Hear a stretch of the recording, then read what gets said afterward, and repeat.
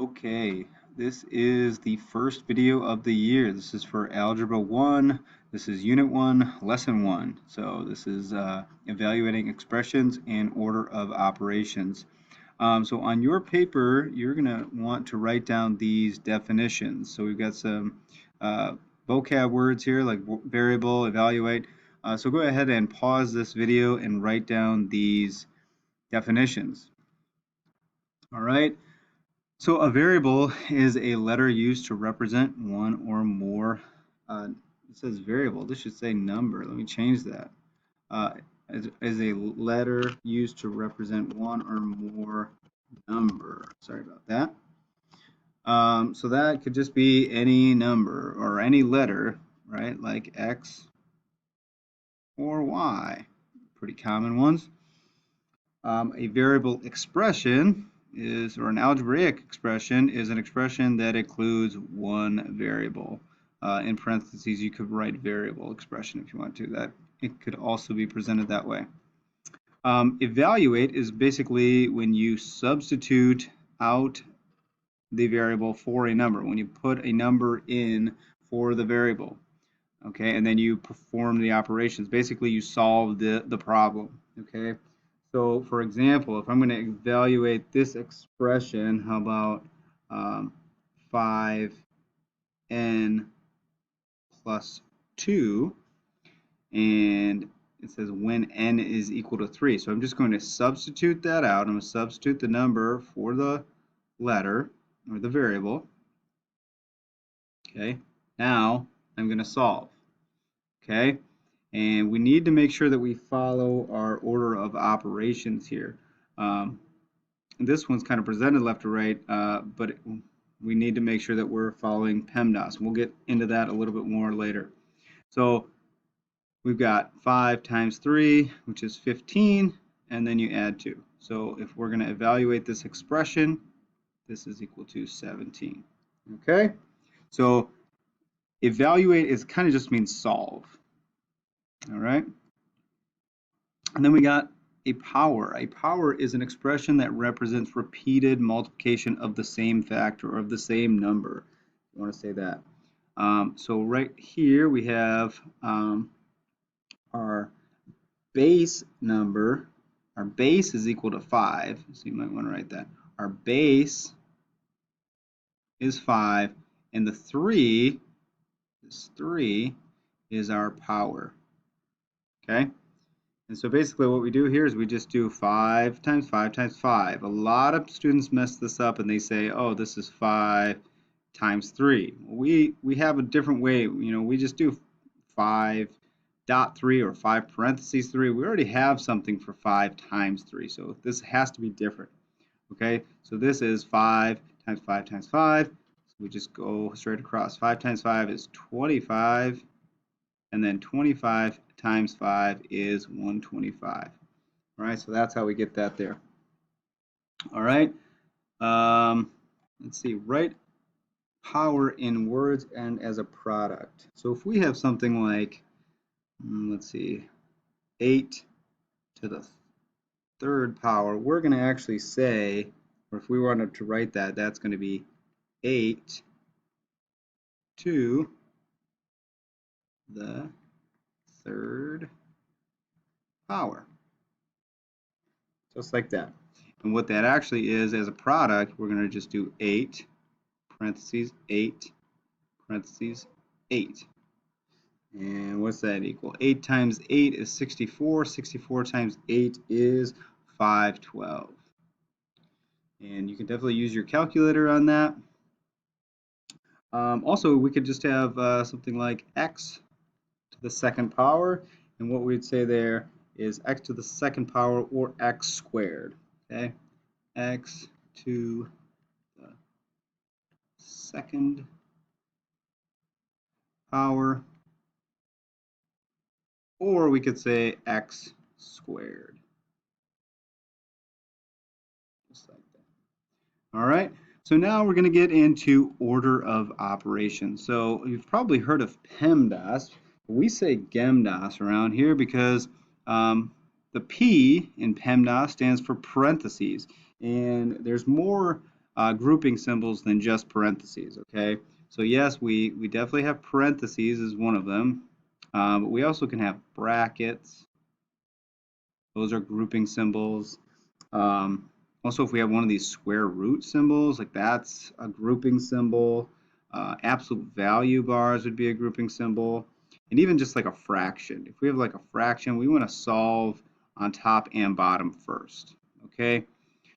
So just, we're going to call it GEMDAS because there's more than just parentheses as a grouping symbol, okay? The next thing that we need to solve is any exponents presented in the problem. So that's just like, this 8 to the third power. That is an exponent. That 3 is an exponent. All right. And then we go multiplication, division, addition, subtraction. And I have a little note here that, multiplication and division, I kind of wrote those next to each other because they're kind of like equals, and so is addition and subtraction. So I'm going to zoom in here on this little note. So when you only have multiplication and division presented in a problem, you're just going to solve left to right, just like we read. And the same with addition and subtraction. So what I mean by that is if you have 4 minus 3 plus 2 minus 6 plus 6 again, I don't know. What we're going to do, we're not going to just do the addition first. Seeing how we only have addition and subtraction left, we're going to just solve left to right, okay?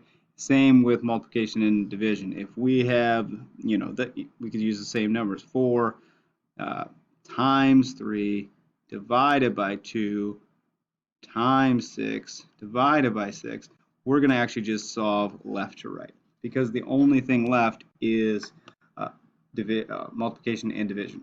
Okay, hopefully that makes sense. All right, you can pause the video if you want and get that down. That's pretty much it for this lesson as far as the notes. So let's do a little bit of practice. Sorry, this is first video, kind of having a little troubles here. So let's just practice this a little bit. So when we have a problem like this, we need to simplify this expression. In other words, we're going to solve it, okay?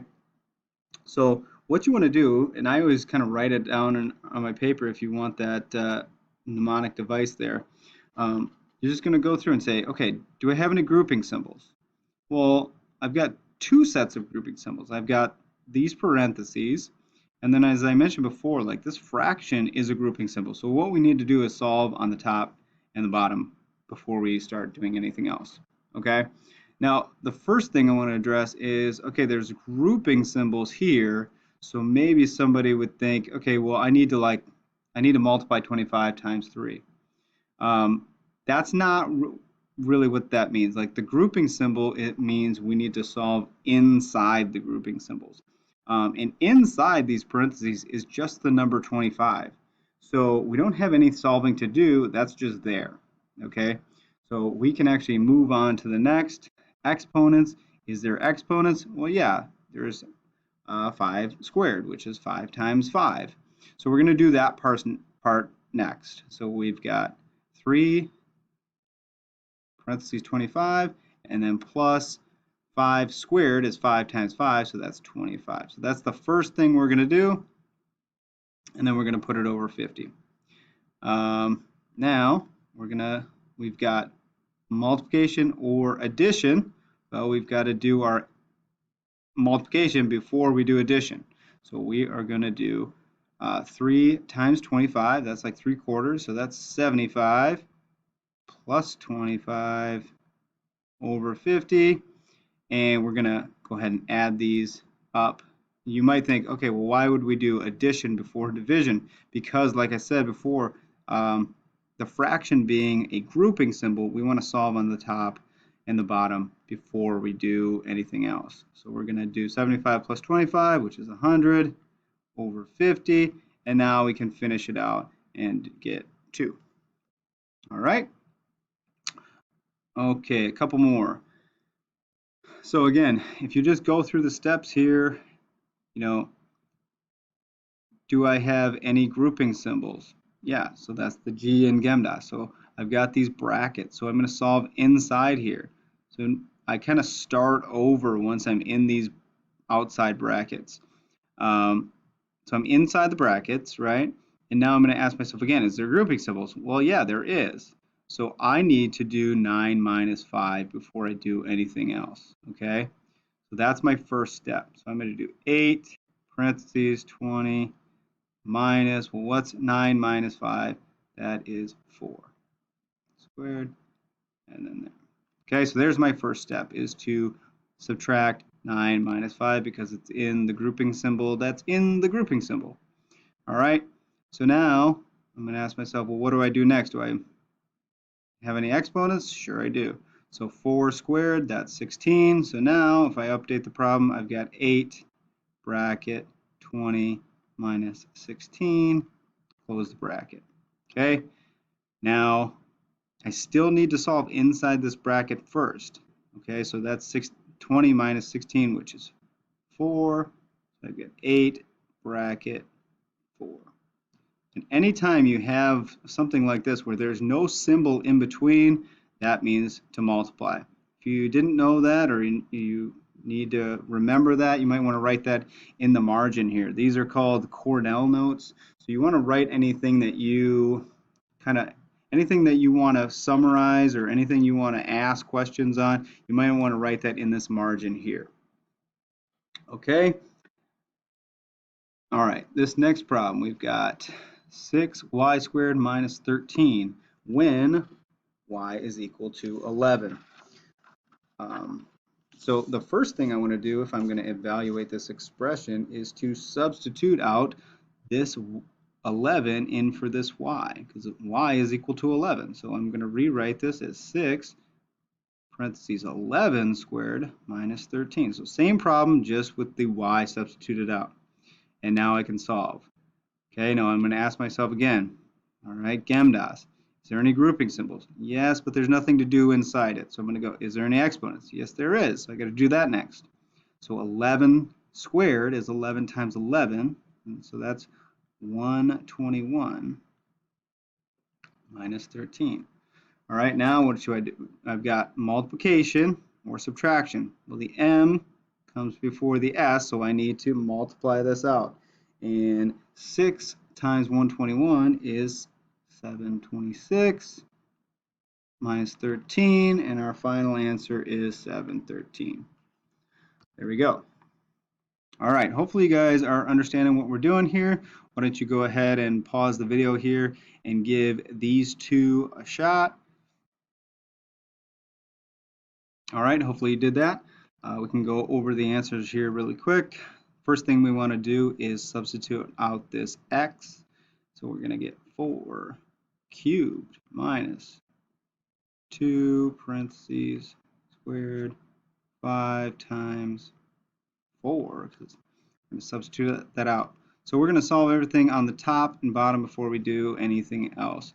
So do we have grouping symbols? Yes, but nothing to do inside them. So we're going to go ahead and address our exponents. We have 4 cubed, which is 4 times 4 times 4.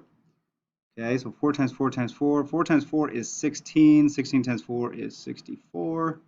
And 2 squared is 4.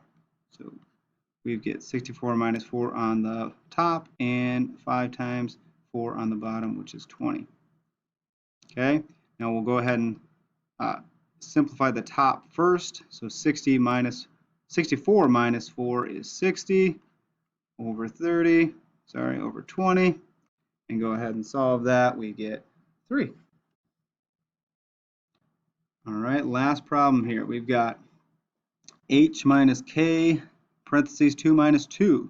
So let's see, let's first substitute out our variables. We get 4 minus 2, 2 minus 2. All right, let's see how this one works out. We don't want to solve left right. We want to do there's no exponents, but we want to do the grouping symbols first, which is 2 minus 2, which is 0. Okay, so let's update our problem. Okay, we just did a little bit of solving. We want to write underneath just the kind of updated version here. And so now we have to do multiplication before we do the subtraction. So we get 0